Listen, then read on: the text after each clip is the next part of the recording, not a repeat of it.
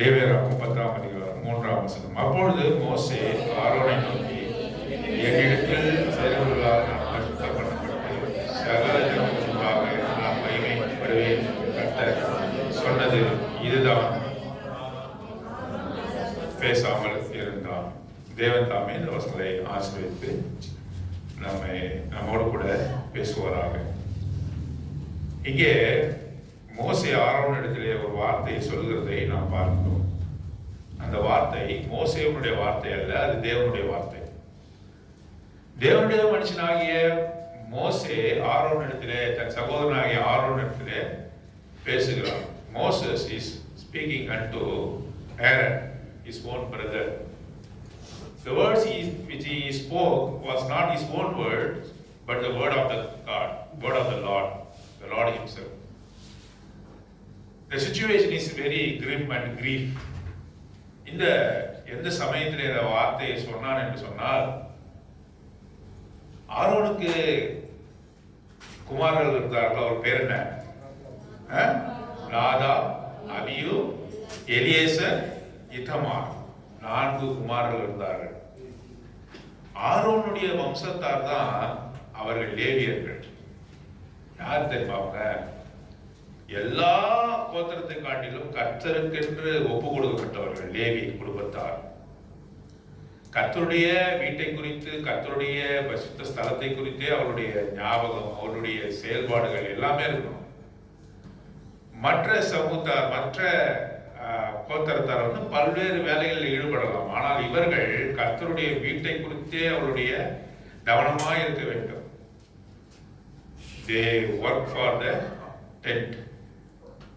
They devote themselves unto the Lord, the tribe of Levite. Levite is wholly given unto the Lord. முழுவதுமாக லேவியர்கள் கர்த்தருக்கு ஒப்பு கொடுக்கப்பட்டவர்கள். அந்த வம்சத்தினுடைய தலைவன் பேர் தான் ஆரோன்.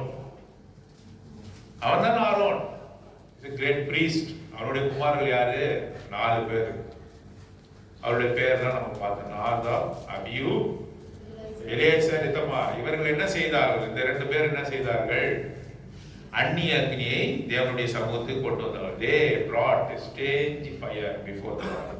Strange fire. மலையிலே ஆண்டவர் என்ன சொன்னாரு? மோசேக்கு என்னென்ன விதமாக அந்த கூடாரம் அமைக்கப்பட வேண்டும், அங்கே எப்படிப்பட்ட வெண்கல காரியங்கள் காணப்பட வேண்டும், பனிமுட்டுகள் எப்படி இருக்க வேண்டும், அதனுடைய திரைச்சீலைகள் எப்படி இருக்க வேண்டும், மகா பரிசுத்த ஸ்தலம் என்றால் என்ன, பரிசுத்த ஸ்தலம் என்றால் என்ன, வெளிப்பிரகாரம் என்றால் என்ன, உட்பிரகாரம் என்றால் என்ன, திரைச்சீலைகள் என்றால் என்ன, அதனுடைய தூண்கள் என்றால் என்ன, எல்லாவற்றையும் குறித்து அவர் மலையிலே மோசேக்கு சொன்னார். Inch by inch he spoke about the tent of God. ஆகவே the tent of meeting, the revelation was given unto Moses on the mount of Sinai. Sinai மலையிலே இன்ச் பை இன்ச்சா சொன்னார். மோசே தன்னுடைய சுயமா ஒன்றுமே செய்யல. Moses never did of his own. He never applied his own mind in constructing the temple of God. தேவனுடைய கூடாரத்தை அமைப்பதில் இது இப்படி செய்தால் நல்லா இருக்கும் ஒரு நாள் செய்யல. தேவன் அவனுக்கு எப்படி சொன்னாரோ அதன்படி செய்து முடித்தான். When he completed the work of the tabernacle, the glory of God, the Shekinah glory of God dwelt in it. தேவனுடைய மகிமையானது கூடாரத்தை நிரப்பினது என்று சொல்லி வாசிக்கிறோம். யாத்ராகமத்தின் புத்தகம் 25ஆம் அதிகாரத்திலிருந்து 40வது அதிகாரம் வரை, from Exodus chapter 25 up to 40, the Lord reveals how the pattern of the tabernacle, each and every article of the tabernacle, who has to bear the poles of the Ark of Covenant. What is Ark of Covenant? Everything. What is, how to be constructed, the brazen altar, the laver, அங்கே சட்டிகள், அங்கே கழுவப்பட வேண்டியவர்கள், பலிபீடத்திலே பலி செலுத்தப்பட வேண்டிய மிருகங்கள், எல்லாவற்றையும் குறித்து தேவன் யாத்திராகமத்தின் புத்தகம் 25ஆம் அதிகாரம் முதல் 40ஆம் அதிகாரம் வரை தெளிவாக சொன்னார். ஆகவேதான் அந்த அதிகாரம் முடிகிற சமயத்துல he did according what he has received on the மவுண்ட்ல, அங்கே மலையிலே பெற்றவண்ணமாக எல்லாவற்றையும் செய்து முடித்தால் கர்த்தருடைய மகிமை அங்கே இறங்கினது என்று சொல்லி பார்த்தோம். ஆகவே the centerpiece is the tabernacle of God. பாருங்க, ஆதாம் ஏவாளோடு கூட அங்கே ஏதேன் தோட்டத்தில் என்ன செய்தாரு?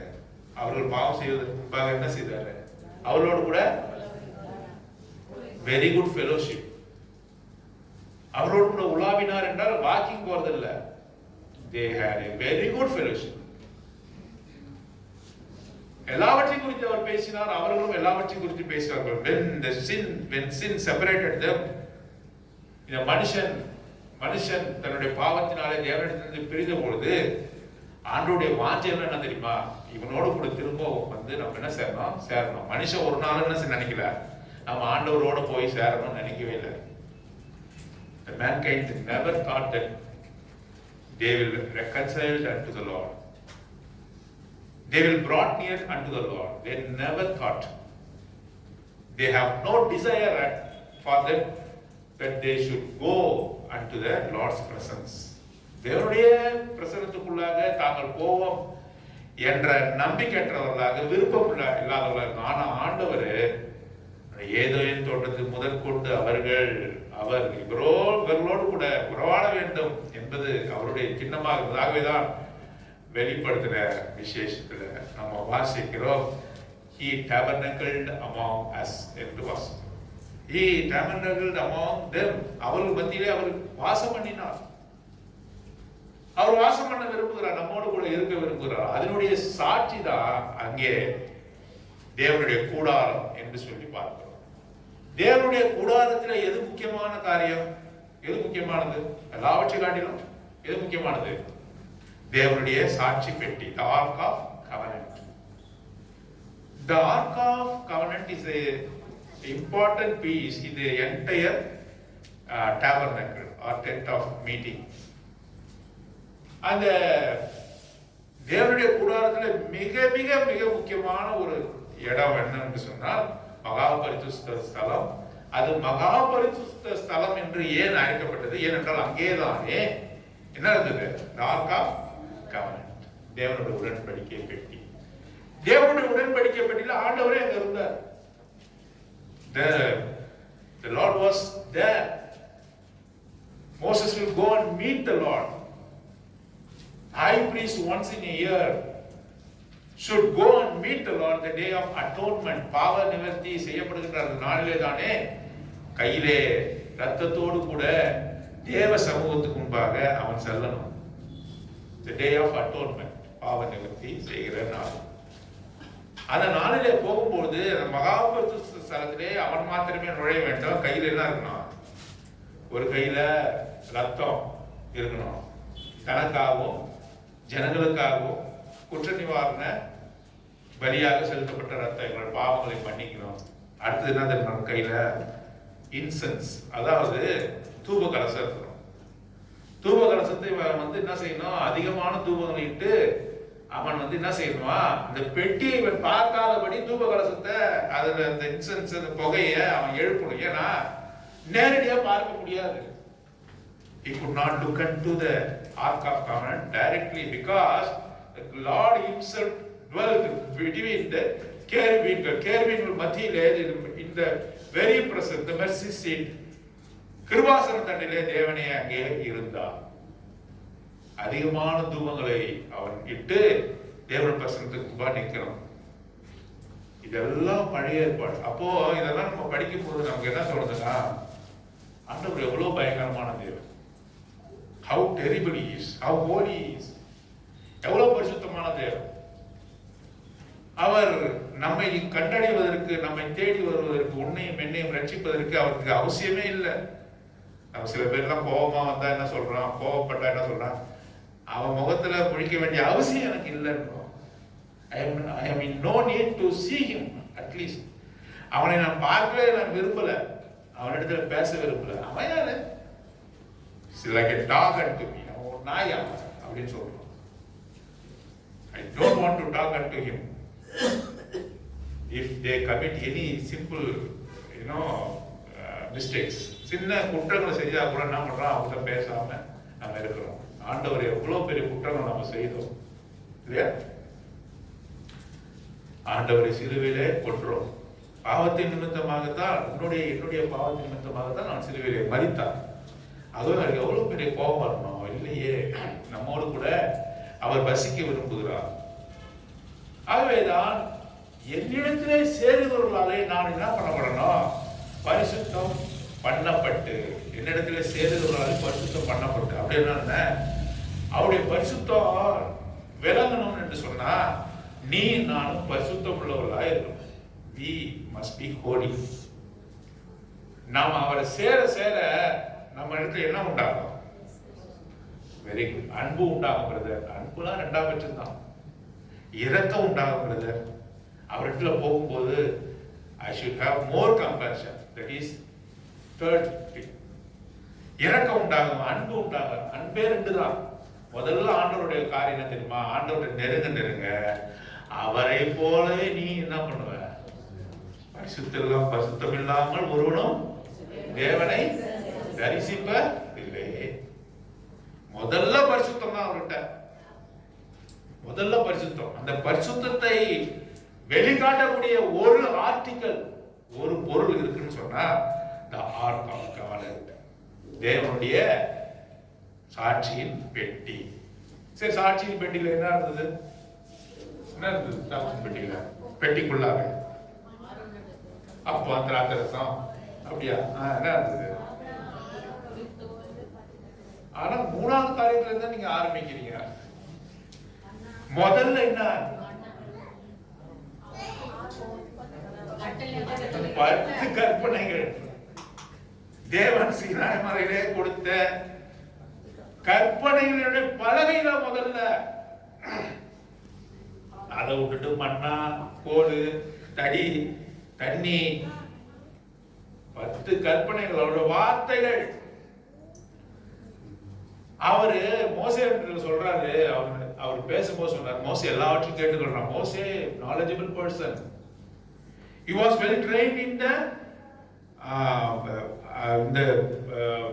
palace of Pharaoh. பார்வோனுடைய கூடாரத்திலே, பார்வோனுடைய அரண்மனையிலே அவன் என்ன செய்யப்பட்டான்? பழகி வைக்கப்பட்டவன், அவன் படித்தவன்.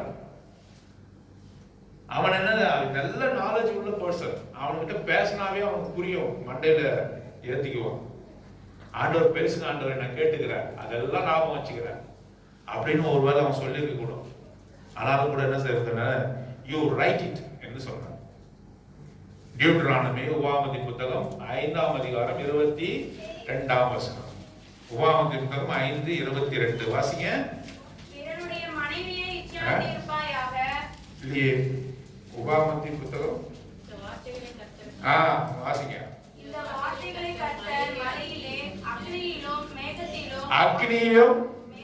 மேகத்திலும் காரிருளிலும் இருந்து உங்கள் சபையார் எல்லாரோடும் மகா சத்தத்தோட சொன்னார். அவைகளோட கூட்டாமல் அவைகளை 2 கற்பலகைகளில் என்னிடத்தில் கொடுத்தார். சொன்னது மாத்திரமல்ல, இடி முழக்கமா பேசுறாரு. என்ன சீனாய் மலையிலே மோசேயோடு என்ன சொன்னாரு? இடி முழக்கமாய் சொன்னாரு. அதெல்லாம் கேட்டுட்டு இருந்தான். எழுதுறான்னு எல்லாவற்றையும் என்ன பண்ண, ரைட் இட் டவுன் என்று சொன்னார். ஏன் நீங்க மறந்து போக கூடாது. கற்பனைகள் அங்கே சாட்சியின் பெட்டிக்குள்ளாக இருந்தது. ஆரோனுடைய துளிர்த்த கோல் இருந்தது. ஒரு புடுவையிலே மண்ணா இருந்தது. அதை மூட ஒரு பெரிய மூடு காரியம் இருந்தது. அதிலே கேருபீன்கள் வைக்கப்பட்டது. அது மத்தியிலே அது கிருபாசன தண்டை என்று சொல்லப்பட்டது. அது மிக மிக முக்கியமானது. The Ark of Covenant. ஏன் அப்படி சொல்கிறேன் என்று சொன்னால், எபிரேயர் 9ஆம் அதிகாரம், ஹீப்ரூஸ் சாப்டர் 9ல இதை குறித்து சொல்லுகிறார். எபிரேயரை எழுதியவர் சொல்லுகிறார், அது நம்ம வாழ்க்கையோடு எவ்வளவு ஒன்றாக இருக்கிறது என்று சொல்லுகிறார். என்னை சேருகிறவர்களாலே நான் பரிசுத்தம் பண்ணப்பட வேண்டும். நான் பரிசுத்த ஆகையால் நீங்களும் கூட பரிசுத்தராய் இருக்க வேண்டும் என்று பார்க்கிறோம். முதல்ல கவனிங்க, நீங்களாம் கவனிங்க. முதல்ல இந்த சாட்சியின் பற்றி எங்க வந்து முதல்ல நம்ம பார்க்கிறோம். சீனாய் மலையிலே. சீனாய் மலையில தானே அவர் என்ன பண்ணாரு? சாட்சியின் பெட்டி முதல்ல வந்துடுச்சா? இல்ல. சீனாய் மலையிலே ஆண்டவர் கற்பனைகளை கொடுத்த உடனே அதை வைக்க தகுந்த ஒரு பெட்டியை ஆயத்தம் பண்ணணும்னு வந்து சொன்னார். அதுதான் யாத்திராமத்தம் 25-40 நம்ம வாசிக்கிறோம். ஆகவே சீனாய் மலையில தான், அந்த அடிவாரத்துல தான் முதல்ல இந்த சாட்சியின் பெட்டி இருக்கு. இப்ப நம்ம என்ன பண்ண போறோம்? இந்த சாட்சியின் பெட்டி எங்கெங்கெல்லாம் போச்சுன்னு நம்ம கூடயே போறோம். It's a journey for us today. We have to travel with the Ark of Covenant because it is very important for us. அது மிகவும் நம்முடைய வாழ்க்கைக்கு முக்கியமானது. ஏனென்றால் அது தேவனுடைய பெட்டி, அதை தேவனை பிரதிபலிக்கிறது என்று நாம் பார்க்கிறோம். இப்ப தேவனுடைய பெட்டியை நாம் பின்தொடர்ந்து போகிறோம். முதல்ல அந்த தேவனுடைய பெட்டி எங்க பார்க்கிறோம்? யாத்திராமத்துல பார்க்கிறோம். மோசேவின் இடத்துல அந்த கற்பனைகளை அவன் வாங்கி அதை வைத்து அங்கே சாட்சி கூடாரத்தை அவன் நிர்மாணித்தான் என்று சொல்லி பார்க்கிறோம். கூடாரத்தை அவன் நிர்மாணித்தான் என்று சொல்லி பார்க்கிறோம். அப்பொழுது ஆசாரியர்கள் தூபவர்க்கமிட்டு பலிகளை செலுத்தி பரிசுத்தம் பண்ணினார்கள் என்று சொல்லி பார்க்கிறோம். ஆகவே முதல்ல நம்ம பார்க்கும்போது சீனாய் மலையில நாம அதை பார்க்கிறோம். பாருங்க, அப்படி அவர்கள் தேவனுடைய பெட்டிக்கு முன்பாக பரிசுத்தமாக நடக்க வேண்டும் என்பதற்கு அடையாளமாக அந்நிய அக்னியை கொண்டு வந்த ஆரோனுடைய குமாரராகிய நாதாப் அபியூவை என்ன பண்ணார்? ஆண்டவரை அங்கே அடிச்சார். மோசேவுடைய தம்பி பிள்ளைங்க தான் யாரு? நாதாப்பும் அபியும். இப்ப எப்படி வந்து கதறி எழுதிருக்கிறோம்? யாரு எழுதிருக்கிறோம்? மோசே பெரியப்பா என்ன பண்ணிருக்கோம்? தன்னுடைய சகோதரனுடைய பிள்ளைங்க இறந்தது நினைச்சு என்ன பண்ணலாம்? அழுவுல கூப்பிட்டு கண்டிக்கிறாரு. யார? தம்பியை கூப்பிட்டு கண்டிக்கிறாரு. அண்ணன் மோசஸ் என்ன பண்றாரு? ஆரோன் தான் அண்ணன் சொல்றாரு. அப்போ அவன் சொல்லும் பொழுது அவன் எதிர்த்தே பேசல. ஆரோன் என்ன செஞ்சான்? எல்லாத்தையும் மனசுல வச்சு கூட்டிக்கிட்டு பேசாமல் இருந்தான். He never spoke a word என்று பாரு. உன்னோட ரிலேஷன்ஷிப்லாம் வேற, அடுத்ததுதான். ஆனாலும் கூட ஆண்டவர் தான் முக்கியம். நமக்கு நம்ம குடும்பத்தினுடைய ரிலேஷன்ஷிப், நம்ம மனைவியை காட்டிலும் முக்கியமானவர் யாரு? என்னோட கணவனை காட்டிலும் முக்கியமானது யாரு? கணவன் தான் தெய்வம்னு சொல்றாங்க. அதை ஏத்துக்க முடியுமா? ஏத்துக்க முடியாது. Honor your father and mother. உன்னுடைய தகப்பன் தாய் என்ன பண்ணுவாங்க? நம்ம கணனா பண்ணணும். உன்னுடைய தகப்பனையும் தாயையும் ஆராதிங்க சொல்லப்பட்டிருக்கா? worship your honor, worship your parents என்று சொல்லப்பட்டிருக்கா? இல்ல, அவருக்குரிய மரியாதை தான் கொடுக்கணும். உன்னுடைய கணவனுக்கு நீ கீழ்ப்படிந்துதான் நடக்கணும், அன்பு செய்யணும். அவனுக்கு வந்து தேவனுக்குரிய மகிமையை கொடுக்க கூடாது. தேவனுக்குரிய மகிமையை கொடுக்கவே கூடாது. கணவன் மனைவிக்கு கொடுக்க கூடாது. ஏனென்றால் இவன் குறைவுள்ளவன். உன்னுடைய கணவன் குறைவுள்ளவன், உன்னுடைய பெற்றோர்கள் குறைவுள்ளவர்கள், உன்னுடைய பிள்ளைகள் குறைவுள்ளவர்கள். நிறைவான கர்த்தரோடு இவர்களை நீ வந்து என்ன பண்ணக்கூடாது? ஒப்பிடக்கூடாது. ஆகவே ஆரோன், மோசே இவர்களை பார்க்கும் பொழுது சொந்த குமாரர்கள் அங்கே அடிபட்டு மரித்தார்கள். ஆனாலும் கூட அவர்கள் என்ன செய்தாங்க? கர்த்தருக்கே மகிமை கொண்டு வரும்படி அமைதியா இருந்தாங்க. அவர்கள் அந்த முறைமையின்படி, யூதர்கள் முறைமையின்படி இறந்து போனாங்க என்ன பண்ணுவாங்க? தலையில புழுதிய வாரி கொட்டிக்குவாங்க, சட்டையெல்லாம் கிழிச்சுக்குவாங்க. தெரியுமா? இறந்துட்டாங்கன்னா என்ன பண்ணுவாங்க? நாம கூட என்ன பண்றோம்? அநேகமா முகத்துல அடிச்சுக்கிறோம், தலையை வந்து கிழிச்சுக்கிறோம்ல, அந்த மாதிரி தலையெல்லாம் வந்து பராட்டிக்கிட்டு சட்டையெல்லாம் கிழிச்சுக்கின்னு போய் என்ன பண்ணுவாங்க? புழுதியில போய் உட்காந்துக்குவாங்க. அதுதான் அவங்க துக்கம், யூதர்களோட துக்கம். இங்க சொல்லப்பட்டிருக்கு, நீ அப்படிலாம் செய்யக்கூடாதுன்னு சொல்றாரு மோசஸ். உன் பிள்ளைகளுக்காக நீ அழுவவே கூடாது, அழக்கூடாது. கர்த்தர் அடித்தாரா நீ அழவே கூடாது. தவறுக்கான தண்டனை பெற்றுக் கொண்டாங்க, அதுக்காக துக்கம் கொண்டாடுவியா? கொண்டாடக்கூடாது. எவ்வளவு ஒரு பரிசுத்தமான தேவனை நம்ம வந்து நம்மளோட தேவனாக பெற்றிருக்கிறோம். உனக்கு கொடுத்த பொறுப்பை நீ நிறைவேற்றணும்னா நீ கர்த்தருக்கு தகுதியானவன் அல்ல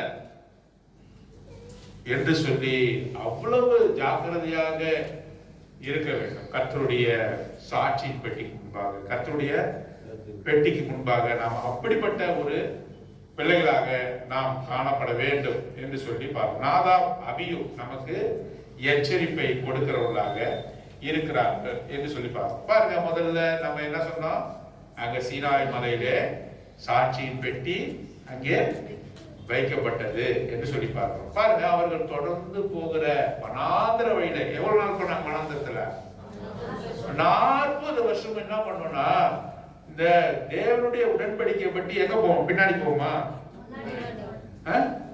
முன்னால போவோம். அதை யாரு சுமந்துட்டு போனோம்? லேவியர்கள் தான் சுமந்து போனோம். யாராவது சுமக்க முடியுமா? யாரும் சுமக்க முடியாது. மற்ற வகுப்பினர், மற்ற கோத்திரத்தார் சுமக்க முடியுமா? யூதா கோத்திரத்தார் வந்து சுமக்க முடியுமா? ராஜா கோத்திரத்தார் யாரு? அவங்க யூதா கோத்திரத்தார். அவங்க சுமக்க முடியுமா? முடியாது. லேவி கோத்திரத்தார் தான் சுமக்கணும். அது எப்படி சுமந்து போகணும்? ஒரு மாட்டு வண்டியில வச்சு எடுத்து போக முடியுமா? போக முடியாது, வலிக்குது. முதல்ல சாவை எப்படி எடுத்துட்டு போவாங்க தெரியுமா? நான் கூட வந்து எங்களுடைய ரிலேட்டிவோடைய சாவை ஊர்வலத்தை நான் சுமந்து இருக்கிறேன். ஒருத்தர், சரி நீ சொந்தக்காரன் தானே, நீ சும்மா சின்ன பையனா இருந்தவங்க கொடுத்தாரு. கழிய தூக்கி வச்சு நான் கீழே உட்காந்துட்டேன். 7 பேர் நிக்கிறாங்க ஒரு போல்ல, 7-8 பேர். இந்த பக்கம் ஒரு போல்ல 7-8 பேர். நீ சும்மா, ஏன்னா அவன் சொந்தக்காரர், நீ சும்மா அப்படின்னு சொன்னாங்க. நான் போய் வச்ச தோலே கழட்டிக்க பொழுது அப்படி ஒரு வெயிட். முறைமைப்படி தோல்தான் சுமக்கணும்னு பிறகுதான் இல்ல. அதுக்கப்புறம் என்ன வந்தது? வண்டியில வச்சு இழுத்தாங்க. இப்ப என்ன வந்தது? வசதியா கார்ல வச்சு போறோம். வசதிக்கு தகுந்த மாதிரிலாம் மாற்ற முடியாது. ஆண்டோட விஷயத்துல தோளிலே சுமக்கப்பட வேண்டும்னா தோல்ல தான் சுமக்கணும். அவர் சொன்னதுதான் சட்டம். அவர் தான் நியாய பிரமாணிகர். He is the law giver. There must be no alteration. உன்னுடைய வசதிக்கு அதெல்லாம் நீ வந்து செய்யவே முடியாது. அப்படிப்பட்ட தேவன் தான் நம்முடைய தேவனாக இருக்கிறார். ஆகவே வில்டர்னஸ் 40 வருஷங்கள் என்ன பண்ணுது? அவர்களை வழி நடத்தினது எதுதான் சொன்னா, தேவனுடைய உடன்படிக்கை பெட்டி என்று சொல்லி பார்க்கிறோம். ஒரு வசனம் வாசிக்கலாம்.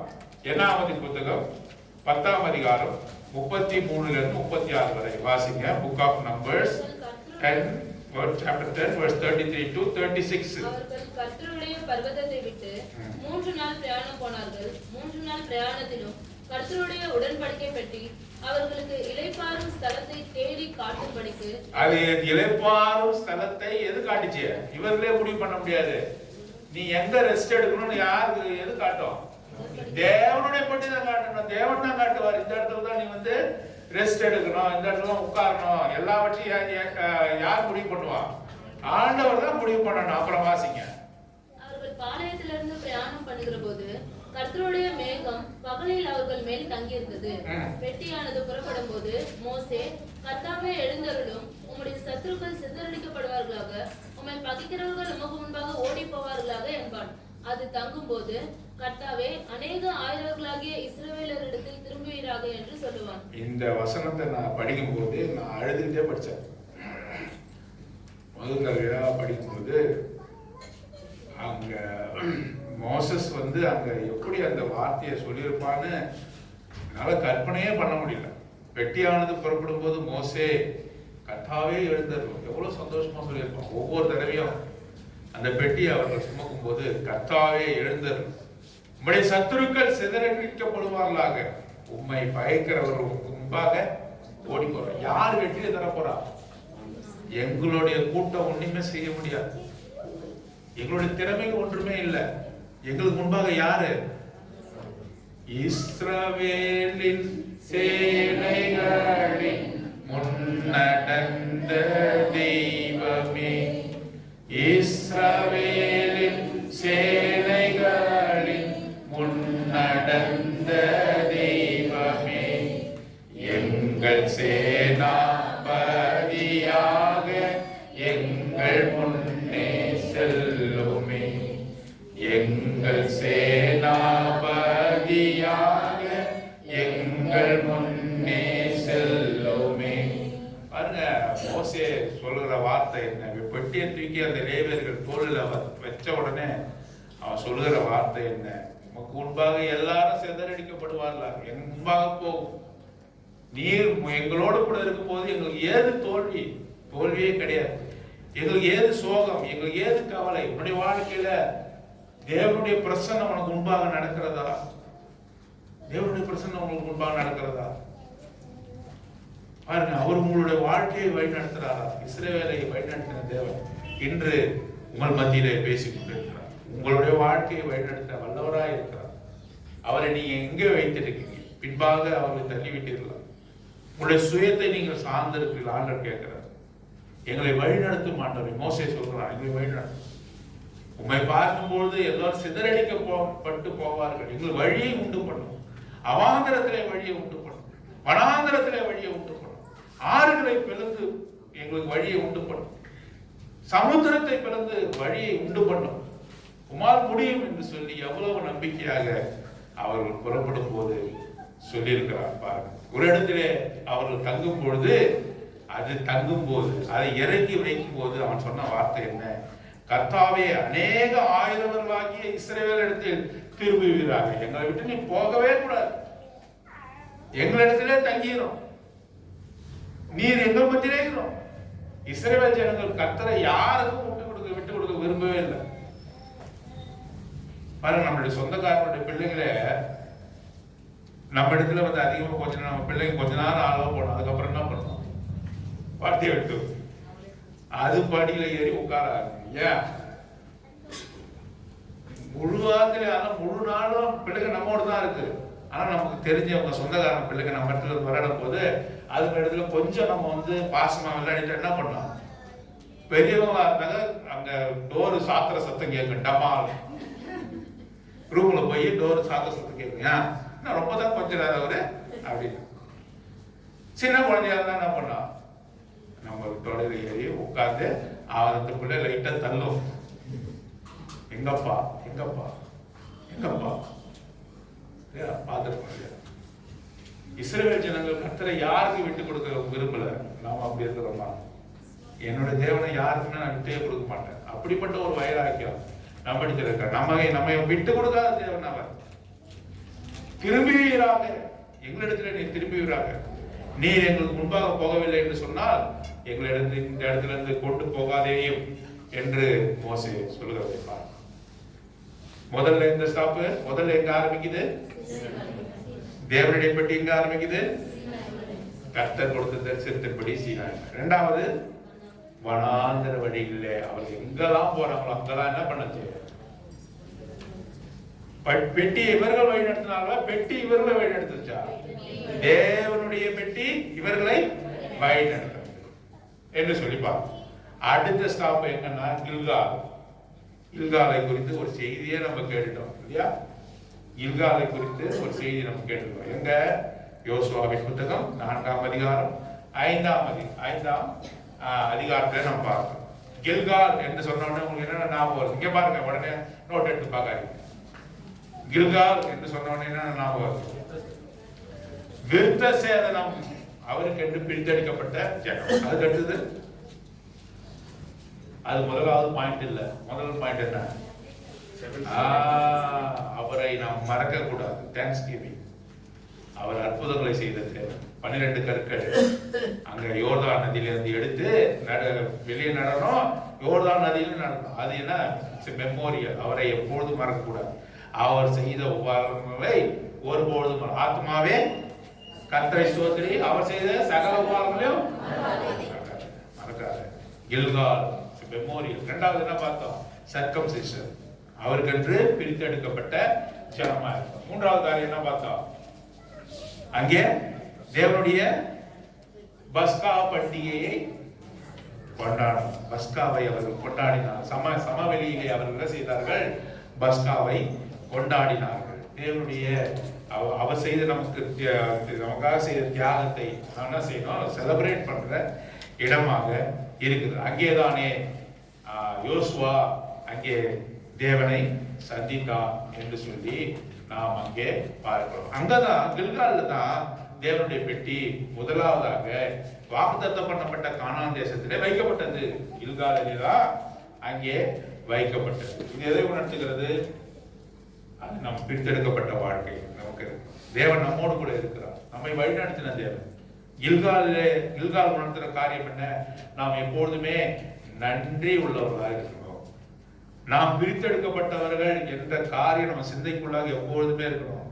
ஏதாவது ஒரு காரியம் உலகத்தோடு கூட நம்ம போக நம்ம எத்தனை போனோமானால், நம்ம முயற்சி செய்வோமானால், உலகத்தார் செய்வது போல நானும் செய்வேன் என்று முயற்சிப்பவன் சொன்னால், நான் யாரு? இருதயத்திலே விருத்த சேதனம் பண்ணப்பட்டவன். நான் இருதயத்திலே விருத்த சேதனம் பண்ணப்பட்டவன், நான் பிரித்தெடுக்கப்பட்டவன், நான் பிரித்தெடுக்கப்பட்டவன் என்ற சிந்தை நமக்குள்ளாக காணப்பட வேண்டும். மாத்திரமல்ல, அங்கேதானே தேவனுடைய அந்த பெட்டி, தேவனுடைய பெட்டி இருக்கிறது. மாத்திரமல்ல, தேவனுடைய பந்தி இருக்கிறது. அதிலே நான் புசிக்க வேண்டும். கர்த்தரை சந்திக்கிற இடமாக கில்கால் இருந்தது. கில்காலிலே கொண்டு வைக்கப்பட்டது. 3 இடங்களை பார்த்தோம். ஒன்று, முதலாவது இடம் என்ன? இரண்டாவது இடம் என்ன? வனாந்தர வழிகளிலே அவர் முன்னடந்து சென்றார் என்று சொல்லி பார்த்தோம். 3வது காரியம் என்ன? கில்காலிலே வந்தது. அதுக்கு அடுத்த ஸ்டாப் எங்க தெரியுமா போச்சு? சீலோ. சீலோவிலே கர்த்தருடைய பெட்டி வைக்கப்பட்டது. யோசுவாவின் புத்தகம் 18ஆம் அதிகாரம் 1ஆம் வசனம். யோசுவாவின் சபையெல்லாம்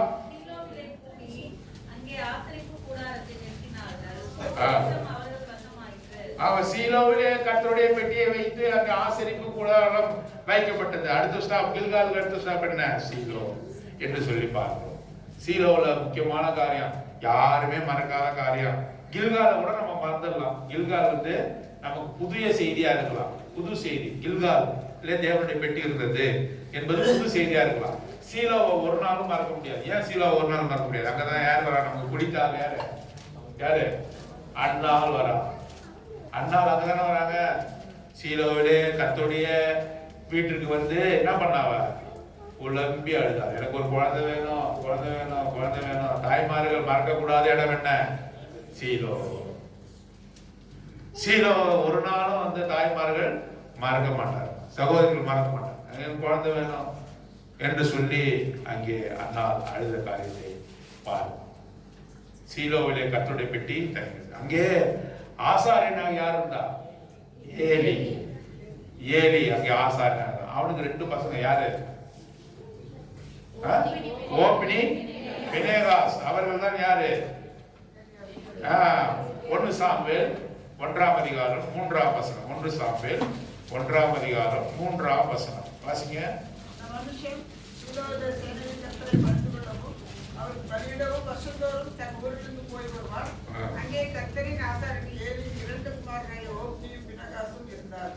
ஆகவே ஓப்னி பினேகாசை குறித்து பார்க்கிறோம், அன்னாலை குறித்து பார்க்கிறோம். அங்கே நம்ம வந்து யாரு? அன்னாலை குறித்து பார்க்கிறோம், எல்கானாவை குறித்து நாம பார்க்கிறோம், ஓப்னி பினகாசை குறித்து நாம பார்க்கிறோம். இவர்கள் எப்படிப்பட்டவர்கள் என்று சொல்லி பார்த்தோம் என்றால், ஆங்கிலத்தில் ஒரு வார்த்தை போடப்பட்டிருக்கு, they are scoundrels என்று போடப்பட்டிருக்கு. ஸ்கவுண்டரல்ஸ் ஆங்கிலத்துல மிக அசிங்கமாக திட்டணும்னா ஸ்கவுண்டரல் என்று சொல்றாங்க. அதே வார்த்தை வேதாகமத்திலே பயன்படுத்தப்பட்டிருக்கிறது. ஸ்கவுண்டரல்ஸ் என்று அங்கே சொல்லப்பட்டிருக்கிறது. 2ஆம் அதிகாரம் 12ஆம் வசனம். 1 Samuel chapter 2 verse 22. கர்த்தரை அறியவில்லை. தகப்பன் எப்பேற்பட்ட ஆசாரியனாக இருந்தாலும் சரி, அவருடைய பிள்ளைகள் என்னது? கர்த்தரை அறியவில்லை. கர்த்தரை தெரியலப்பா. கர்த்தரை தெரிந்து கொள்ளணும்னாக்கா நீ ஆசாரியனுடைய பிள்ளையா இருந்தாலும் தேவனுடைய பிள்ளை அல்ல.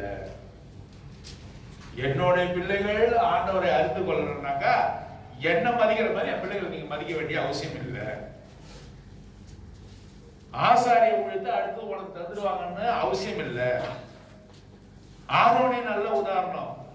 நாதாப் அபியும் கலச்சன் பிள்ளைகள் அவருக்கு. ஆரோனுடைய ஊழியத்தை நாதாபும் அபியும் தான் செய்யணும். அந்நிய அக்னியை கொண்டு வந்தார்கள், கர்த்தர் அங்கேயே அடித்தார். நீ யாருடைய பிள்ளையா வேற இரு, பக்த சிங் பிள்ளையா வேற கூட இருந்தாலும் இருக்கு, யாருடைய பிள்ளைகளா இருந்தாலும் சரிதான். ஆனால் நீ கர்த்தருக்கு பிரியமானவனாக இல்லை என்று சொன்னால் கர்த்தர் அங்கேயே அடிப்பார். நாராபாவியை குறித்து பார்க்கிறோம், ஓபினி பினகாசை குறித்து பார்க்கிறோம். அவர்கள் யாரு? பேலியாளின் மக்கள், ஸ்கவுண்டர்ஸ். திட்டுறார் அவர். பேலியாளின் மக்கள் அவர்கள் என்ன செய்தார்கள்? அங்கே தேவனுக்கு படைக்கும்படி, இங்க பாருங்க, என்ன பாருங்க, தேவனுக்கு அங்கே படைக்கும்படி, தேவனுக்கு பலிகளை செலுத்தும்படி அவர்களுக்கு ஆடுகளை மாடுகளை கொண்டு வந்தார்கள், அவர்களை பலியிட்டார்கள். இவங்க என்ன செய்வாங்கன்னாக்கா, குத்தி நல்ல பகுதியை மட்டும் எடுத்துக்குவாங்க. இப்ப நம்ம பார்த்துக்கலாம், திருசூலம் இப்ப வச்சிருக்காங்கல்ல கோயில்ல, அது எதுக்காக வச்சிருக்காங்க? சிலுவை கிடையாது, அதுதான் டாங்ஸ். இங்க நம்ம பார்க்கிறோம், அந்த 3 கம்பிகளான சூலம் எதுக்கு வச்சிருக்காங்கன்னாக்கா, கறி வேகும் போது பண்டைய நம்ம கோயில்கள் கூட என்ன பண்ணாங்க, ஆடு மாடுகளை பலியிட்டு என்ன பண்ணாங்க, அதனால புத்தி வந்துடுச்சான்னு பார்ப்பாங்க. ஸ்பூன் எடுத்து நான் போக முடியும் கிட்ட, ஸ்பூன் எடுத்து போக முடியுமா? போக முடியாது. கரண்டி எடுத்து போக முடியுமா? இந்த 3 இது இருக்கிறதுனா புத்தி பார்க்கறதுக்கான இடம். கோயில்கள்ல இந்த ஆடு மாடு பலிகள் வழக்கொழிந்து போனதுனால இப்படி இருந்த இதை வந்து இப்படி திருப்பி வச்சு கூப்பிட்டான், இப்படி திருப்பி வச்சு பூசையை போடும். அதையும் வந்து ஒரு தெய்வமா மாற்றிட்டான், சூலாயுதம்ட்டான். அவங்க நம்ம வாசிக்கிறோம், அவங்க என்ன செஞ்சாங்க, கறி வந்ததா இல்லையான்னு குத்தி குத்தி பார்த்து செய்யற இடத்த என்ன பண்ணாங்க, எது நல்லா பார்த்தா அதை மட்டும் என்ன பண்ணாங்க, அவங்க ஓபினி பிரகாசி எடுத்துக்கிட்டாங்க. ஓபினி பிரகாசி என்ன பண்ணாங்க, எடுத்துக்கிட்டாங்க. எந்த பார்த்து ஆசாரியர்களுக்கு பலியிலே எந்த பகுதி அங்கே பலியிடப்பட வேண்டும் என்று சொல்லி தெளிவா போடப்பட்டிருக்கு. ஆனா இவங்க இவர்களுக்கு எது விருப்பமோ அதை என்ன பண்ணாங்க, எடுத்துக்கொண்டாங்க. பாருங்க, அந்த வசனத்தெல்லாம் நீங்க வாசிச்சு பாருங்க, வீட்டுல போய் வாசிச்சு பாருங்க. 1 சாமுவேல் 2ஆம் அதிகாரத்துல வாசிச்சு பாருங்க. மக்கள் சொல்றாங்க, என்ன தெரியுமா சொல்றாங்க, நாங்க பலி செலுத்திடுறோம், அதுக்கப்புறம் உங்களுக்கு வேண்டியது எடுத்துங்க. மக்கள் நல்லவர்களா இருக்கிறாங்க. ஸ்கவுண்டர்ஸ் ஆண்டவர். உண்மைதானே? மக்கள் சொல்றாங்க. மக்கள் அறியாமையில் இருக்கக்கூடியவர்கள் மக்கள் தானே. மக்களே சொல்றாங்க, வசனங்களை படிக்கிறோம், என்ன சொல்றாங்க மக்களே, நாங்க பலியை செலுத்துறோம், அதுக்கப்புறம் நீங்க உங்களுக்கு வேண்டியதை எடுத்துங்க. இதைதான் எடுக்க வேண்டும் என்று சொல்லி ஆண்டவர் சொல்ற. முன்னத்தொடையை எடுக்கணும், மார்பக்கத்தை தான் எடுக்கணும், மற்றதெல்லாம் நீங்க எடுக்க கூடாதுன்னு சொல்லி ஆசாரியருக்கு சொல்லி இருக்கிறார். ஆனாலும் இந்த ஜனங்க சொல்றாங்க, கஷ்டப்பட்டு சொல்றாங்க, நான் ஆண்டவருக்குன்னு பலி செலுத்த வந்திருக்கிறோம், பலி செலுத்துறதுக்கு முன்பாக நீங்க எடுக்காதீங்க, நாங்க பலி செலுத்திடுறோம், அங்க வேக வைக்கிறோம், நீங்க அப்புறம் எடுத்துங்க. பச்சையான கறியை கொண்டான்னு கேட்கிறோம். மக்கள் நல்லவர்களா இருக்கிறாங்க, பலியை கொண்டு வரவர்கள் நல்லவர்களா இருக்காங்க, ஆசாரியர்கள் மோசமானவங்க. இப்ப இருக்கிற சபைகளை வந்து இது காட்டுது, வெளிக்காட்டுது. இப்பெல்லாம் சபைகள் எப்படி இருக்கிறது என்பதை, ஊழியர்கள் எப்படி இருக்கிறார்கள், பாஸ்டர்மார்கள் எப்படி இருக்கிறாங்க, நான் செஞ்சா ரைட், நீ செஞ்சா தப்பு. பாஸ்டர் 2 மனைவி கட்டிக்கிறாரு, கேட்டா பாஸ்டர் கட்டிக்கலாம், நீ கட்டிக்க கூடாதுன்னு சொல்லலாம். பாஸ்டர் என்ன வேணா செய்யலாம், நீ செய்யக்கூடாதுன்னு சொல்லலாம். ஊருக்கு உபதேசம் பண்றான், ஆனா அவனுடைய வாழ்க்கையில பரிசுத்தம் இல்ல.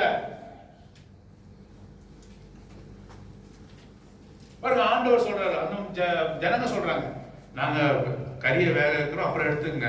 இல்ல, கொண்டா, பச்சைய கறி கொண்டா. அங்க வர ஸ்திரீகளோடு கூட படுத்து கொடுக்கிறார்கள். கர்த்தருக்கு மிகுந்த கோபம் உண்டாகுது.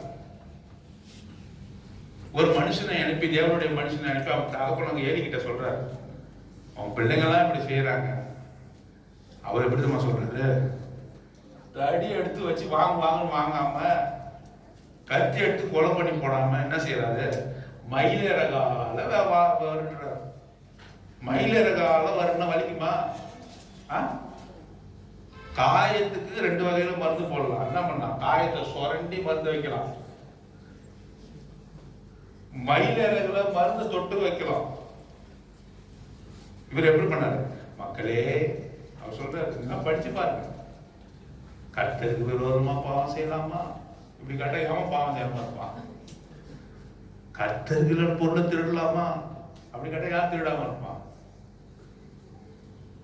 கண்டிடா உன் பிள்ளைங்கன்னு சொன்னாக்க என்ன செய்யலாம்?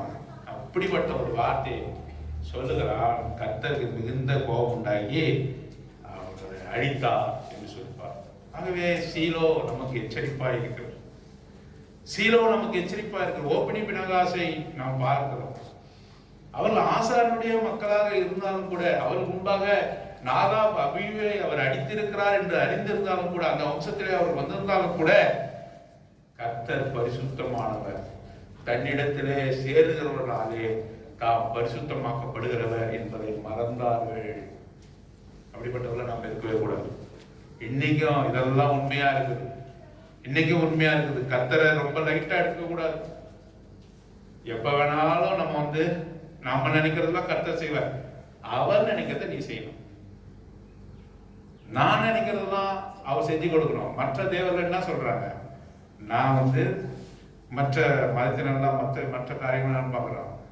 இதை நீ செஞ்சு கொடுத்தா உனக்கு இந்த காசு லஞ்சம் கொடுக்குறேன், இதுல இருந்து தப்பிச்சா எனக்கு இவ்வளவு காசு. அப்படிப்பட்ட தேவன் அவர் என்ன சொல்றாரோ அதான் நீ செய்யணும். அதுதான் ஆண்டோட வார்த்தை சொல்லுது. உன்னுடைய விம்சன் ஃபேன்சிஸ், உன்னுடைய நினைவுகள், நீ எப்படி நடக்கணும் அப்படிலாம் கிடையவே கிடையாது. அவருடைய சித்தம் என்ன? ஆண்டவராக இயேசு இந்த உலகத்தில் இருந்த பொழுது என் பிதாவின் சித்தத்தை செய்வதே எனக்கு எனது போஜனமாய் இருக்கிறது என்று சொன்னார். பிதாவின் சித்தத்தை தான் செய்யணும். ஆண்டவர் என்ன சொல்றாரோ அதை செய்யணும். நீ செஞ்சுட்டு ஆண்டவரை படி சொல்லக்கூடாது. என்ன காரியத்தை நீ செய்யணும்னு தெளிவா விளக்கப்பட்ட பொழுது கூட இந்த ஓப்பனி பினகாஸ் ஏலியினுடைய மக்களாய் இருந்தால் கூட அவர் வழி திருப்பி போனார். நாதாப் அபியூ கூட அவர் வழி திருப்பி போனார்கள் என்று சொல்லி பார்த்தோம். அப்படிப்பட்டவர்களாக நாம் காணப்படக்கூடாது. ஆகவே கர்த்தருடைய பெட்டி பிடிக்கப்பட்டது. ஏன் பிடிக்கப்பட்டது? பெலிஸ்தியர்கள் என்ன பண்றாங்க? அங்கே இஸ்ரவேல் ஜனங்கள் மீது, இங்க பாருங்க, என்ன பாருங்க, சீக்கிரம் முடிச்சிடுறேன். பெலிஸ்தியர் என்ன பண்ணாங்க? இவர் மேல் படையெடுத்து வருகிறார்கள். அப்ப இஸ்ரவேல் ஜனங்கள் தோற்று போறாங்க.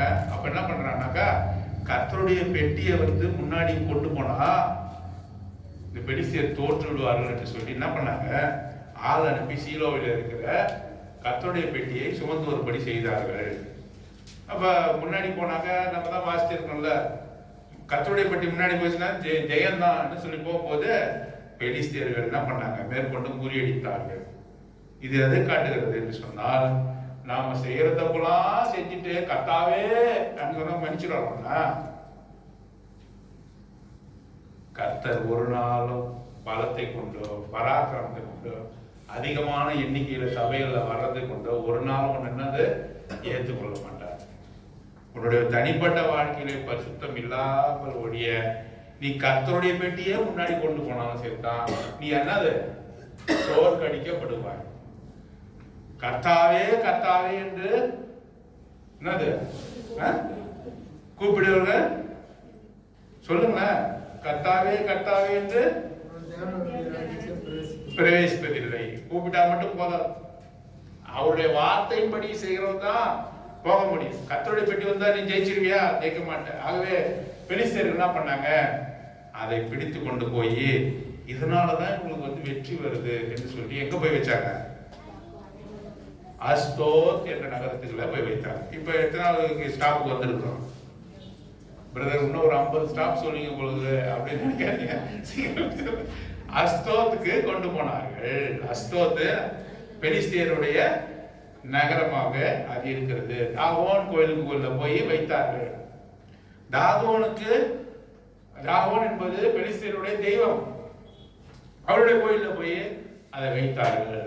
பாருங்க, பரிசு பொருளை கொண்டு வந்திருக்கிறோம் அப்படின்னு சொல்றாங்க. வைத்த உடனே மறுநாள் பாக்குறாங்க, என்ன நடந்தது? கீழே விழுந்து கிடக்குது. பெட்டிக்கு கீழே விழுந்து கிடக்குது. தவறுதலா விழுந்துருச்சுன்னு சொல்லிட்டு மறுபடியும் நிமிர்த்தி வைத்து மறுநாள் பாக்குறாங்க. இப்ப எப்படின்னா துண்டு துண்டா போய் கிடக்கு.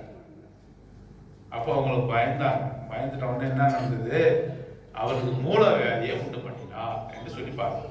டியூமர் என்று ஆங்கிலத்தில் போடப்பட்டது. மூல வியாதினாலே பாதிக்கப்பட்டாங்க.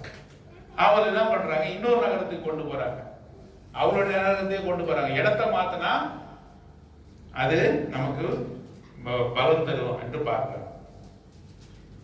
காத் என்ற பட்டணத்துக்கு கொண்டு போறாங்க. அங்கேயும் அப்படிதான் வாதிக்கிறாரு. எக்ரோன் என்ற பட்டணத்துக்கு கொண்டு போறாங்க. இதெல்லாம் தொடர்ந்து நீங்க 1 சாமுவேல் 5ஆம் அதிகாரம் 1 சாமுவேல் 6ஆம் அதிகாரம் தான் வாசிச்சீங்கன்னா எக்ரோன் என்ற பட்டணத்துக்கு கொண்டு போறாங்க. அங்கெல்லாம் மூலவியாதினால பாதிக்கிறாங்க.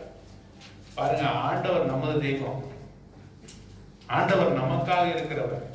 ஒரு நாளும் பெலிஸ்தியருக்கு என்ன பண்ண மாட்டாரு? உதவி செய்ய மாட்டார்.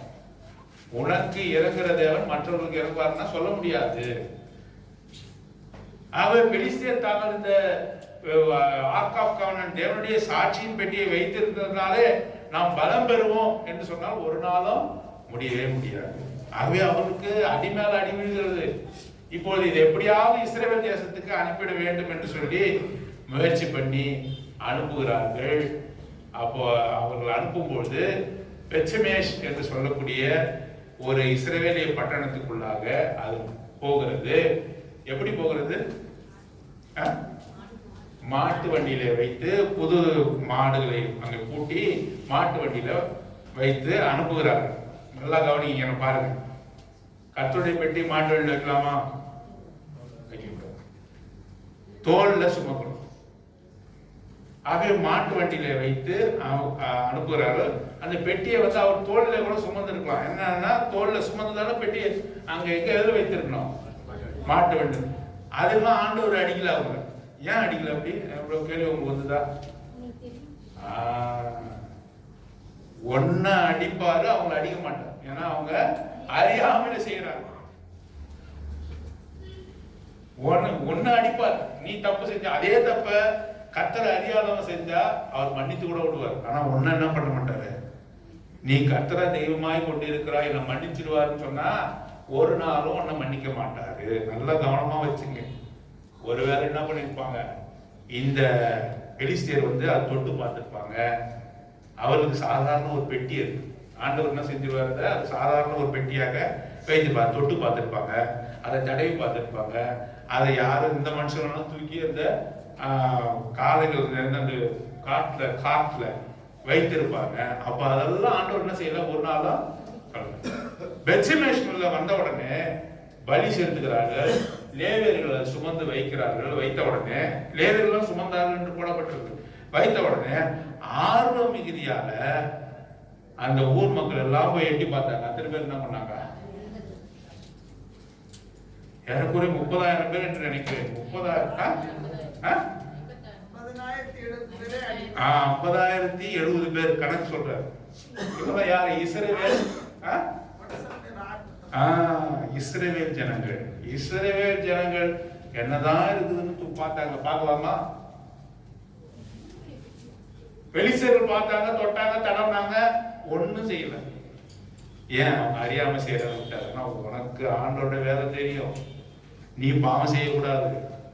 உனக்கு இஸ்ரவேலுக்கு தான் எல்லா விதமான ஆசீர்வாதத்தையும் அவர் கொடுத்தார். சரி, இஸ்ரவேல் தேசம் சொல்றீங்களே, உலகத்திலே அதிகமான அடிப்பட்ட தேசம் எது தெரியுமா? மோஸ்ட் அஃபெக்டட் கண்ட்ரி இந்த வேர்ல்ட். இஸ்ரவேல் தேசத்தை பார்த்தா இந்த உலகத்துக்கே கோபம் வருது. ஏன் வருது? சின்ன தேசமா இருந்தாலும் அநேக பேர் என்ன பண்றான்? எதிர்த்து போராடுறான், அடிக்கிறான், போறான் அப்படின்னு பாக்குறோம்ல.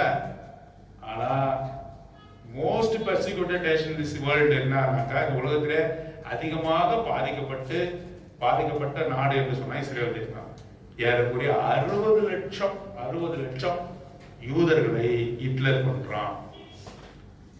இந்த மாதிரி ஒரு மேசக்கர் எங்கேயுமே நடந்தது. இந்தியா தேசத்துல நடந்ததில்ல, சவுத் கொரியாவில், நார்த் கொரியாவில் நடக்கல, உகாண்டாவில் நடக்கல. உகாண்டாவில் யாரு இருந்தா?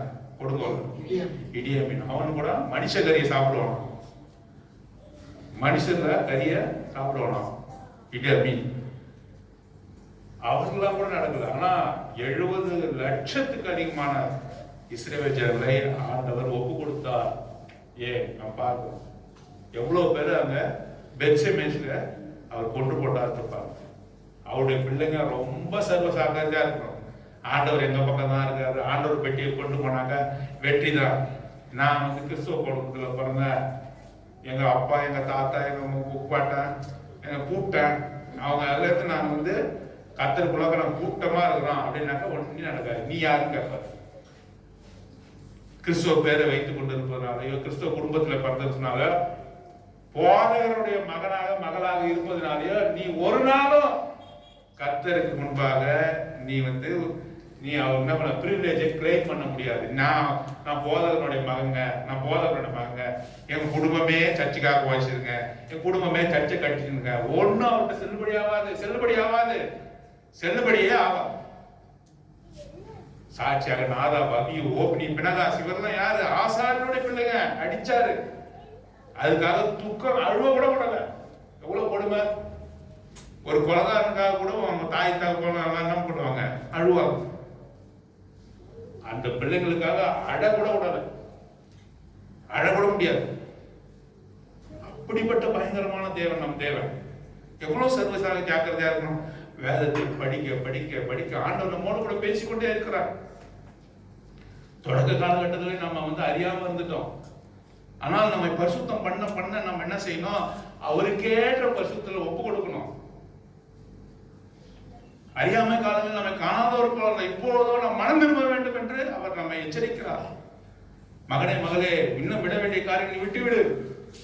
நான் பரிசுத்தமான தேவன். என்னை நீ துதிக்கிறாய், ஆராதிக்கிறாய், உன்னுடைய வார்த்தையிலே படிக்கிறாய், உன்னுடைய வாழ்க்கை எப்படி இருக்கிறது என்று கேள்வியை கேட்கிறார். மிக பரிசுத்தமான அவரை இரக்கங்கள் உண்டு. அதே சமயம் அவர் பட்சிக்கிற அக்னியா இருக்கிறார். He is a consuming fire. அவர் பட்சிக்கிற அக்னியா இருக்கிறார். யாரையும் அவரால் கொண்டு போட முடியும்.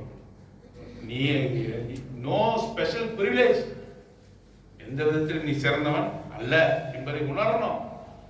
நான் தேவனுடைய பிள்ளையா இருப்பதனால் இன்னும் இன்னும் இன்னும் பரிசுத்தமா இருக்க வேண்டும் என்பதை பெத்சமேஸ் நமக்கு உணர்த்துகிறது. எத்தனை காரியத்தை பார்த்தோம்?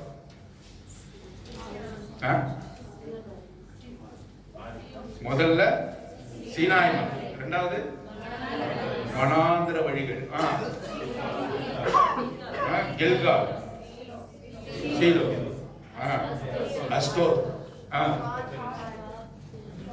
காத், அப்புறம் காத் அண்ட் எக்ரோன், அப்புறம் இப்பொழுது தேவனுடைய கூடாரத்துக்குள்ள, தேவனுடைய இருப்பிடத்துக்குள்ளாக அங்கே வந்துவிட்டது என்று சொல்லி பார்க்கிறோம். ஆக இந்த பெத்சமேஸ் மக்களும் தேவனுடைய மக்களாக இருந்தாலும் கூட அந்த பெட்டியை எங்க நம்ம கொண்டு போறாங்க? கீரியாத் ஜெயரீம் என்று சொல்லக்கூடிய அந்த இடத்திலே வைக்கிறார்கள். அபினதாப் என்ற ஒரு மனுஷன் இருக்கிறான். அந்த மனுஷனுடைய வீட்டுல கொண்டு போய் அங்க வைக்கிறாங்க. அந்த வீட்டுல இந்த மனுஷன் தேவனுடைய மனுஷன், அபினதாப் தேவனுடைய மனுஷன். அவருடைய வீட்டுல தேவனுடைய பெட்டி எவ்வளவு நாள் இருக்கு? 6 மாசமா, 20 வருஷம், 20 years. அபினதாப் வீட்டுல பெத்சமேஸ்ல இருந்து அபினதாப் வீட்டுக்கு போச்சு, கீரியாத் ஜெயரீம்ல இருக்கிறது. அங்கே 20 வருஷம் கர்த்தருடைய பெட்டி உங்களுடைய வீட்டுல இருந்து நாங்க சந்தோஷமா இருக்குமா? எல்லாரும் புருவத்துறேன். பயம்தான், பயமா இருக்கும், தகுதியா இருக்கும். நம்மை தகுதிப்படுத்திக் கொள்ளணும். நம்ம வீட்டுல கர்த்தருடைய பெட்டியை வந்து வச்சாங்கன்னா நமக்கு என்ன பண்ணலாம்? ஒரு வார்த்தை மனம் பதறி பேச முடியாது. பரிசுத்தமா இருக்கணும் இல்லையா? 20 வருஷம் தங்கணும். இப்போ கர்த்தருடைய பெட்டிக்கு கொடுக்க வேண்டிய எல்லா முறைமைகளையும் அபினதாபம் அவருடைய பிள்ளைகள் தெரிஞ்சிருக்கும். கர்த்தருடைய பெட்டியை தொடக்கூடாது. பெத்சமேஸ் என்ன அப்படி பார்த்தாங்க, அதுக்கு என்ன செய்யும்? பொட்டிக்குள்ள என்ன இருக்குன்னு பார்த்தாங்க, கதையை முடிச்சாங்க. தொடக்கூடாது, எல்லாமே தெரியும். 20 வருஷம் பழக்கப்பட்டவங்க. சரி, அபினதாப் வீட்டுல வந்துடுச்சேன்னு சொல்லி தாவீது ராஜா அபினதாப் வீட்டுல இருந்து கொண்டு போவோம் என்று சொல்லி ஏற்பாடு பண்ணின போது பெட்டியை அங்கே இந்த இதுல வைத்து கொண்டு போனார்கள். முன்னாடி தம்பி அகியோ நடக்கிறாரு, பின்பாக ஊசா நடக்கிறார். யார் இவர்கள்? ஊசா, அகியோ யாரு? அபினதாபுடைய பிள்ளைகள். ஒரு இடத்துல வரும்போது பெட்டி தடுமாறுது. இவன் என்ன பண்ணான்? போய் பிடிச்ச உடனே என்ன பண்ணாங்க? கை கொடுத்தாரா? என்ன பண்ணாங்க? அங்கேயே காலி பண்ணிட்டாரு. இதெல்லாம் நமக்கு எதை காட்டுறது? அவ்வளவு பரிசுத்தமான தேவன் அவரு. அவர்கிட்ட நீ விளையாட முடியாது. அங்கேயே அடிக்கிறார். இதை பார்த்த உடனே தாவீதுக்கு என்ன செஞ்சிருச்சு? பயம், நடுக்கம் வந்துருச்சு. அங்கே எருசலேமுக்கு கொண்டு போவது எப்படி என்று சொல்லி எருசலேமுக்கு கொண்டு போவாங்க. ஓபேத் ஏதோம் என்ற ஒரு மனுஷனுடைய வீட்டுக்கு கொண்டு போய் வைக்கிறாங்க. ஓபேத் ஏதோமுடைய வீட்டுல எத்தனை வருஷம் இருந்தது? 3 மாசம் தான். 3 மாசம் தான். தரையில படுத்திருந்தவன் இப்ப எங்க இருக்கிறான்? வானத்துல இருக்கிற மாதிரி இருக்கிறான். அவ்வளவு ஆசீர்வாதம். அபினதா வீட்டுல 20 வருஷம் இருந்தது, ஆசீர்வாதமே இல்ல. 3 மாசம் தான் ஓபேத் வீட்டுல கர்த்தருடைய பெட்டி. அந்த 3 மாசத்துல அவன் குடும்பத்தார், அவன் வம்சத்தார் எல்லாத்தையுமே ஆசீர்வதித்தார். அப்படி என்றால் என்ன? அபினதா கர்த்தருடைய பெட்டி கடமையாய் என்ன பண்ணிருக்கான்? கடமையாய் அதை வைத்திருந்திருக்கிறான். பெட்டி இருக்குது, உள்ளன்போடு கூட அவன் என்ன பண்ணல? கர்த்தருக்கு ஊழியம் செய்யல, அவனுடைய பிள்ளைகள் ஊழியம் செய்யல. அதனால அபினதா வீட்டை அவர் ஆசீர்வதித்தார்னு வார்த்தை வரல. ஓபேத் ஏதோம் வீட்டுல 3 மாசம் தான் இருந்தது. அந்த 3 மாசத்துல அவனை பயங்கரமா ஆசீர்வதித்திருக்கார். இந்த ஆசீர்வாதத்தை தாவீது கேள்விப்படுறான். ஓபேத் ஏதோமே பயங்கரமா ரொம்ப அதிகமா ஆசீர்வதிச்சிட்டாரு என்று சொல்லி தன்னிடத்திலே கொண்டு வரும்படியாக என்ன செய்யறான்? ஓபேத் ஏதோம் வீட்டிலிருந்து அவன் கொண்டு வருகிறான். ஓபேத் ஏதோம் அவருடைய வம்சத்தாரை கர்த்தர் ஆசீர்வதித்தார். இதுல நம்ம என்ன புரிஞ்சுக்கிறோம்? கர்த்தருக்கு கடமையா ஊழியம் செய்யக்கூடாது. எதை செய்தாலும் நம்ம உள்ளன்போடு செய்யணும். பிரதர் நம்ம கிட்ட சொல்லிட்டாரு, இதை நமக்கு கொடுத்துட்டாரு, இந்த பொறுப்பை கொடுத்துட்டாரு அப்படின்னு செய்யவே கூடாது. உள்ளன்போடு கர்த்தருக்கு சொல்லணும். காணிக்கை கொடுக்கறதுனால எப்படி கொடுக்கணும்? மனப்பூர்வமாய் கொடுக்கணும். கர்த்தருக்கு எந்த காரியத்தை செய்தாலும் மனப்பூர்வமாய் செய்யணும். செவ்வாய்க்கிழமை பிரேயர் மீட்டிங் வச்சுட்டாங்கன்னு சொல்லி என்ன பண்ணக்கூடாது? கடமையா வரக்கூடாது. அட்டெண்டன்ஸ் போறதுக்கு வரக்கூடாது. உள்ளன்போடு வரணும். ஆண்டவருக்கு உள்ளிந்திரியங்களை பார்த்த தேவன் நம்ம என்ன பண்றாரு? வெளியரங்கமாய் ஆசீர்வதிக்கிறார். ஓபேத் ஏதோ 3 மாசம் தான் இருந்தது, அங்கே அவரை அபரிமிதமாய் ஆசீர்வதித்தார். மாத்திரமல்லாமல் 1 நாளாகவும் 26ஆம் அதிகாரம் முடிக்க போறோம். 1 நாளாகவும் 26ஆம் அதிகாரம் 1ஆம் வசனம் வாசிங்க. First Chronicles chapter 2.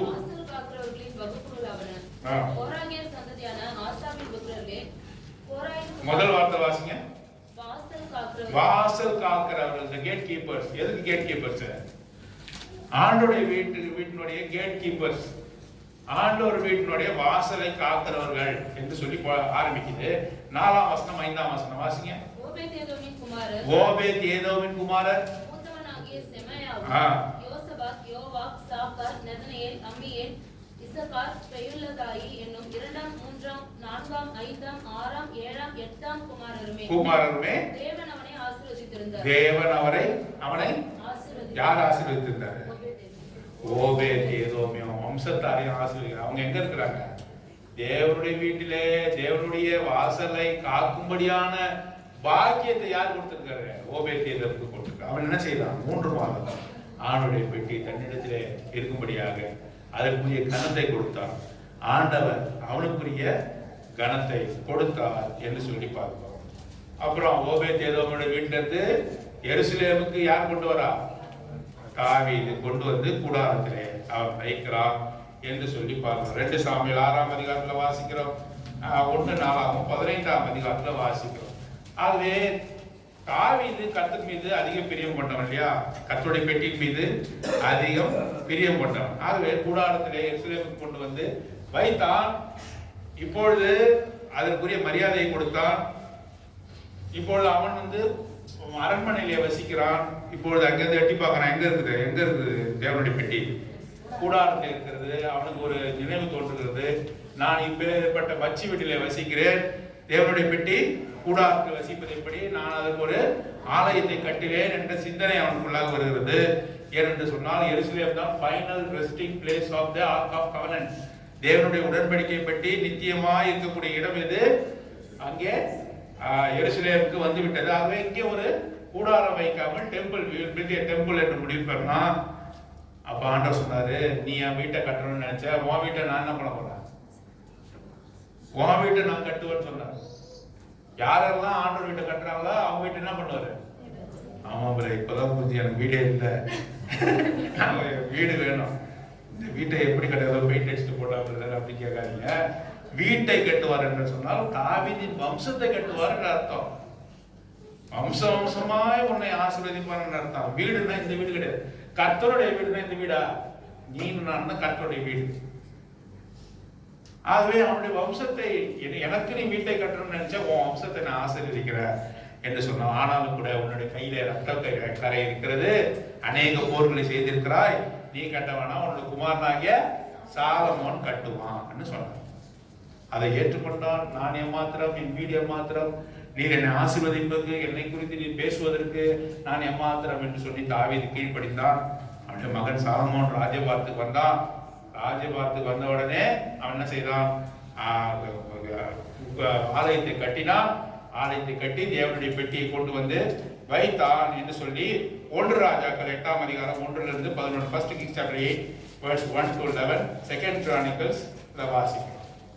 ஆகவே இங்கே நம்ம பார்க்கும்போது தேவாலயத்தில் தேவனுடைய பெட்டியானது வைக்கப்பட்டது என்று சொல்லி 11வது காரியமாக இதை பார்க்கிறோம். கடைசியாக இப்பொழுது தேவனுடைய பெட்டி எங்க இருக்கிறது? எருசலேமில் தாவீதுடைய சமயத்தில் வந்துடுச்சு. தேவாலயத்துக்குள்ளாக தேவாலயத்தை நிர்மாணித்து அதற்குள்ளாக பெட்டி வைக்கப்பட்டது எப்பொழுது? சாலமோனுடைய. சரி, இந்த தேவனுடைய பெட்டியை குறித்து இதுக்கப்புறம் ஒன்றுமே சொல்லப்படலை. ஒரு இடத்துல வருது. எங்க வருதுனாக்க எசேக்கியா ஜெபம் பண்ணும் பொழுது இந்த வார்த்தையை நாம் வாசிக்கிறோம். ஏசாயா புத்தகம் 37ஆம் அதிகாரம் 14ஆம் வசனம் 16ஆம் வசனம் வரை. ஏசாயா 37 14-16 வாசிங்க. பாருங்கள். அவன் உங்களை தப்புவிக்க மாட்டான். கர்த்தர் நம்மை நிச்சயமாய் தப்புவிப்பார். இந்த நகரம் அசீரியா ராஜாவின் கையில் ஒப்புக் கொடுக்கப்படுவதில்லை என்று சொல்லி எசேக்கியா உங்களை கர்த்தரை நம்ப பண்ணுவான். அதற்கு இடம் கொடாதிருங்கள் என்று ராஜா சொல்லுகிறார். 37வது அதிகாரம் 14 எசேக்கியா ஸ்நானாதிபதிகளின் கையில் இருந்த நிருபத்தை வாங்கி வாசித்து, பின்பு எசேக்கியா கர்த்தருடைய ஆலயத்திற்கு போய் அதை கர்த்தருக்கு முன்பாக விரித்து கர்த்தரை நோக்கி, சேனைகளின் கர்த்தாவே, கேருபீன்களின் மத்தியில் வாசம். இங்க நம்ம பாக்குறோம். என்ன பாக்குறோம்னாக்கா அசீரிய ராஜா படையெடுத்து வரான். மிகப்பெரிய ஒரு ராஜ்யத்தை உடையவன் அசீரிய ராஜா படையெடுத்து வரான். எசேக்கியா என்ன பண்றான்? தேவனுடைய ராஜா என்ன பண்றான்னாக்கா கர்த்தருடைய ஆலயத்தை நுழைந்து பெட்டிக்கு முன்பாக அவன் பணிந்து கொள்கிறதை, விண்ணப்பத்தை ஏறெடுக்கிறதை பார்க்கிறோம். இங்க பாருங்க, முடிச்சிடறான். என்ன பாத்தீங்கன்னா முடிச்சிடுவோம். எசேக்கியா ராஜா, இவரெல்லாம் யூத வம்சத்தில் இருக்கக்கூடிய ராஜாக்கள், யூத நாட்டை ஆண்ட ராஜாக்கள். இஸ்ரவேல் நாடுல யூத நாட்டை ஆண்டது. எசேக்கியாவினுடைய மகன் மனாசே, மனாசேனுடைய மகன் அம்மோனுடைய மகன் யோசியா. எசேக்கியாவுடைய மகன் பேர் என்ன? மனாசேயுடைய மகன் பேர் என்ன? அம்மோன். அவனுடைய மகன் பேர் என்ன? யோசியா.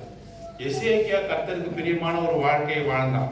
அதனால கர்த்தருடைய பெட்டியை பத்தி மென்ஷன் பண்ணப்பட்டிருக்கு, சொல்லப்பட்டிருக்கு. மனாசே போல ஒரு மோசமான ராஜா யாருமே கிடையாது. அது அந்த சமயத்துல கர்த்தருடைய பெட்டி சொல்லப்படல. அவன் என்ன பண்ணா, அதுக்கு அடுத்து வந்த அம்னோன், இந்த 2 ராஜாக்கள் என்ன பண்ணாங்க, பல்வேறு தெய்வங்களை கொண்டு வந்து தேவாலயத்திலே வைக்க ஆரம்பித்தார்கள். டெசக்ரேட் என்று போடப்பட்டிருக்கு. அவர்கள் என்ன செய்தார்கள்? தேவாலயத்தை அவர்கள் அசுத்தம் பண்ணினார்கள் என்று போடப்பட்டிருக்கு. அப்ப என்ன பண்ணாங்க, அந்த ஆசாரியர்கள் எடுத்து தேவனுடைய பெட்டி எடுத்து மறைத்து வைத்து விட்டார்கள். இந்த 2 ராஜாக்களுடைய பீரியட். எசேக்கியா தேவனுக்கு உண்மையான ராஜாவாக இருந்தான். கர்த்தருடைய பெட்டி கேருபீன் மத்தியிலே வாசம் பண்ணுகிற கர்த்தருடைய பெட்டியை குறித்து நாம் வாசிக்கிறோம்.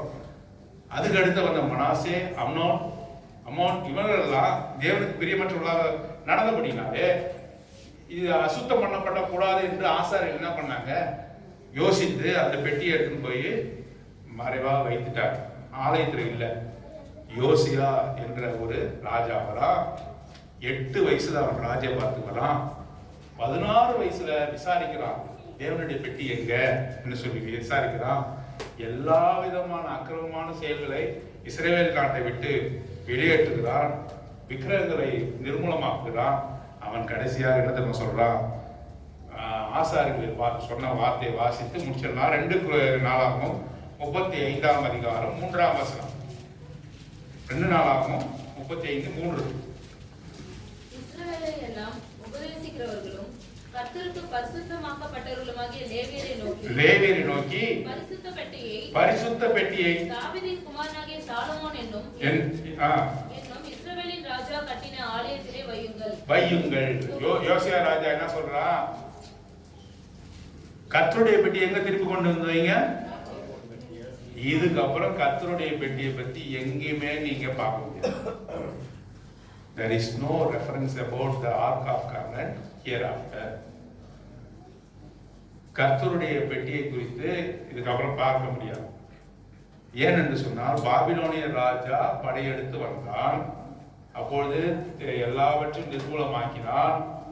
கர்த்தருடைய பெட்டியை குறித்து ஒரு மென்ஷன் இல்லை. அது ஆசாரியர்கள் திரும்பி மறைத்து வைத்தார்களா, அது என்ன நடந்தது என்பதை குறித்து ஒரு தகவலும் இல்லை.